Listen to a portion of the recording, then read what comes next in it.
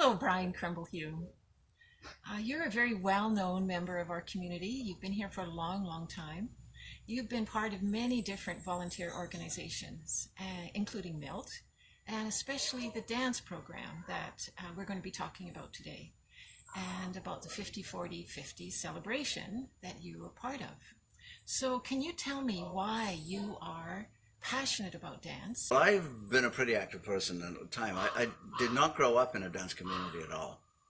Parents didn't dance and there was no other around. I mean, the kids dance, jive was in, and what is it called? The twist was popular when I was a kid.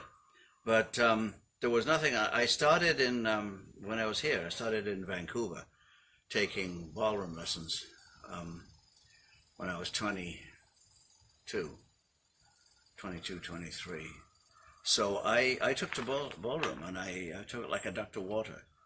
So it was, for me, it was very easy. I knew patterns, I could learn choreographies and style and technique. So I was encouraged to do it. So I ended up dancing about 5 nights a week. And after a couple of years, I'm not invited, but totally persuaded to go down to a competition in Seattle, and I won gold in the tango and the waltz there. So, but that was the absolute limit. I don't like competitions. I do it for fun, and so I stopped that. But I've been dancing pretty well ever since, whenever I had the opportunity. My wife, Toby, at that time, introduced me to early music in Vancouver, and we went to those concerts, and they were playing all dance music. And I said, you can't sit here in a concert listening to dance music, you have to do it. But nobody else was, so that was a whole other venture, organizing the Vancouver Historical Dance Society, learning about it, doing my own research, and then making contact with other people who were in the field, and then taking lessons and then master classes from Angine Fevers in San Francisco, and then later Kathleen Turosi in New York. So I pursued that for a decade or so. So I've been doing social dance for 50 years, I guess, and so some of it's ballroom, and some of it's fairly fancy, and a lot of it ended up being a country dance, because that's the one mainstay that's lasted for a long, long time, for 5 centuries. So we still have it with us. And then you came to Mayne Island and you started dance groups here on Mayne. I tried. It took me 3 times. The first 2 times failed completely. I put an ad out and people would come, and you'd have 20 people out, and you think, wow, that's great. And the following week there'll be 10 people, 8 of them are women, and then there'll be 7 people, 6 of them, none of them were men at all. And for social dance, that just doesn't work. But the last time did. So we have had a group now for about 16 years. And will any of those groups be performing at the Egg Hall on Saturday? Oh yeah, well, the one we have now, for sure. It is a social dance group, so by and large they don't put on shows, but which I have done in the past. So, but there is a little dem team, and so these we're going to be doing 4 dances as a demonstration right at the beginning of the afternoon session at 2 o'clock. So we have a band from Victoria, a very, very good band. So we'll come over and we will do those dances as a demonstration. And then later in the program, we'll be doing 2 Ceilidhs, or Ceilidh Part 1, Part 2, where we will actually get audience participation. We will get people up and we will teach country dancing. Can you tell us a little bit about Ceilidh? What does it mean and where did it originate? Well, it's Gaelic. It's a Gaelic word. It comes from Irish Gaelic, and from a community where there's not a lot of cash or good venues for dancing. People would dance in the houses. So whoever had the biggest living room, you would take all the furniture out, and every week all the neighbors and the friends would come around and they had a party. And in Ireland, a party isn't a party unless there's a lot of Guinness or something. So it is literally a dance party Other cultures will sit around the fire and sing or tell stories, but they did dancing, and pretty much the same thing happened also in Scotland, and then to a large extent in England. And anyone who's seen any of the Jane Austen movies will know that they went dancing every week. And if you had connections, it was a proper ball. You had to really dress up for it. But they went on in houses, in barns, and so on across, not just in the British Isles, but all of Europe. And they're still popular today, and they're still popular on Mayne Island. Yes and yes. Yeah, there are hundreds of thousands of country dances available in many forms. So what started in England as English country dance, we also have Irish country dance, we have Scottish country dance. In the United States, you've got square dancing and also contra dancing. All these are derivative of the same thing. So they're different styles, and it's across Europe. Norway, Sweden, France has its own style, Germany, Russia, Japan, could keep going on. I do not know all those styles. And what style will they be dancing on Saturday? That's a good one. We'll be doing 2 English and a Scottish and an American contra dance. Should we do 6? A chord and then 6? 6 times. Let's we need room. I might swallow this one. These are live. 3 times through. Well, 6 times altogether. We'll each get to do it twice.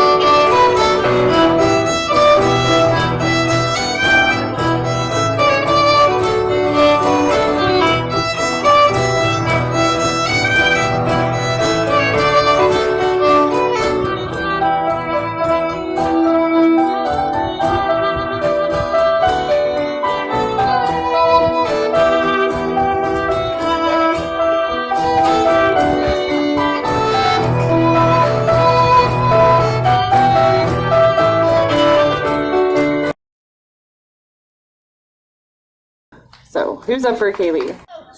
Okay. So men, holding hands. Here you go. Be gentle with tiny arms, please. Okay, men, go on.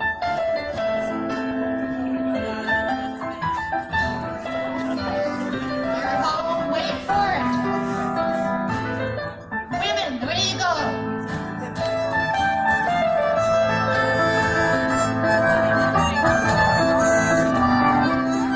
Wait for it. Lots of time. Top double gallop. We're back again. Fast off to the bottom.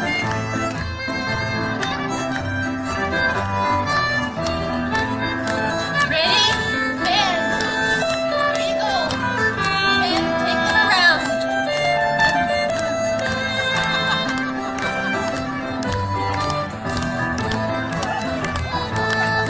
Women.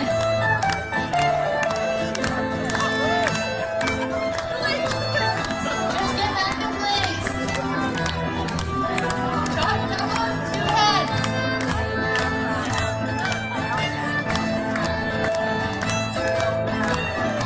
Cast off. And make an arch. Pull through. Wait for everybody. Wait. Here we go. And men's line. Out.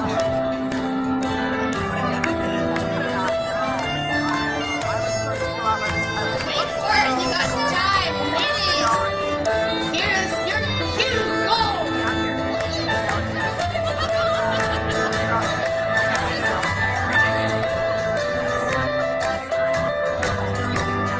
Top double. Down to the bottom. Back to the top. Everybody ready to follow. Cast off.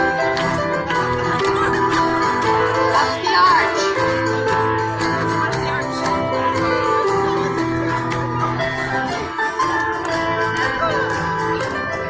Lots of time. Okay, then, now.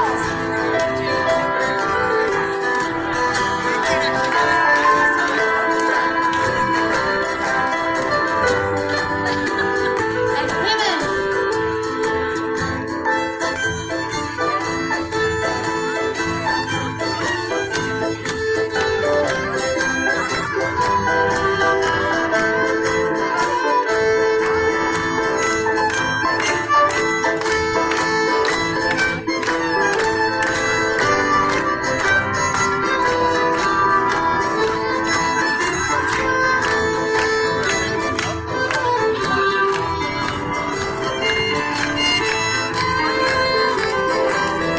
Last time.